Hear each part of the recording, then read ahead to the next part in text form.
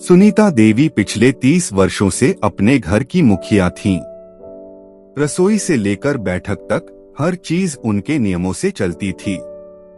मोहल्ले में लोग कहते थे, सुनीता जी का घर तो घड़ी की तरह चलता है। यह सुनकर उन्हें गर्व महसूस होता था। जब उनके बेटे रोहित की शादी अनन्या से हुई तो सुनीता देवी को पूरा भरोसा था कि सब ठीक रहेगा। वे मन ही मन सोचती थीं, मैं भी तो कभी बहू थी।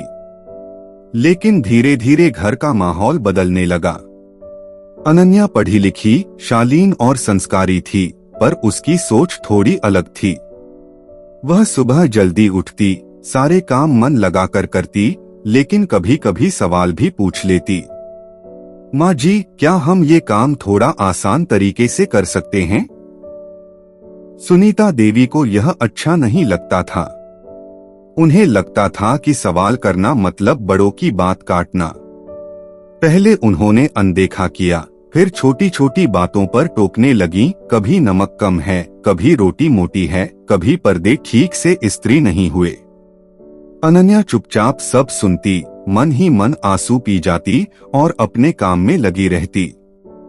रात को अपनी डायरी में लिखती, शायद समय लगेगा, पर माँ जी का दिल जरूर बदलेगा। रोहित सब देखता था, लेकिन चुप रहता। उसे लगता था कि समय के साथ सब ठीक हो जाएगा। एक दिन दोपहर में बाथरूम में सुनीता देवी का पैर फिसल गया। दर्द तेज था और डर उससे भी ज्यादा। अनन्या दौड़कर आई, उन्हें संभाला और तुरंत डॉक्टर को बुलाया। अगले कुछ हफ्तों तक वह उनकी परछाई बन गई। पैर दबाना, दवा देना, रात रात भर जागकर उनकी देखभाल करना। एक रात सुनीता देवी की नींद खुली। उन्होंने देखा कि अनन्या जमीन पर सोई हुई है, उसका सिर पलंग से लगा है और हाथ में दवाइयों का गिलास है। उस पल सुनीता देवी का दिल भर आया। वर्षों बाद उन्होंने अपने भीतर कुछ पिघलता हुआ महसूस किया। सुबह उन्होंने धीमी आवाज में कहा, बहू, तुम पलंग पर सो जाया करो, जमीन ठंडी होती है। अनन्या चौंक गई। यह पहली बार था जब सुनीता देवी ने उससे प्यार से बात की थी। दिन बीतने लगे। सुनीता देवी ने अनन्या की वे बातें देखनी शुरू की जिन्हें वे पहले नजरअंदाज करती थीं।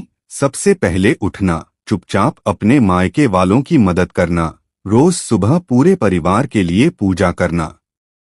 वह किसी की जगह लेने नहीं आई थी, बस इस घर का हिस्सा बनना चाहती थी। एक शाम चाय बनाते हुए सुनीता देवी बोली, अनन्या, मैंने तुम्हें समझने की कोशिश नहीं की। शायद मुझे डर था कि कहीं मेरी अहमियत कम न हो जाए। अनन्या की आंखों से आंसू बह निकले। माँ जी, मैं आपकी जगह लेने नहीं, आपकी बेटी बनकर रहने आई हूँ। सुनीता देवी ने उसका हाथ थाम लिया। उस दिन सास और बहू के बीच की दीवार टूट गई और रिश्ते में सच्चा अपनापन जन्म ले गया।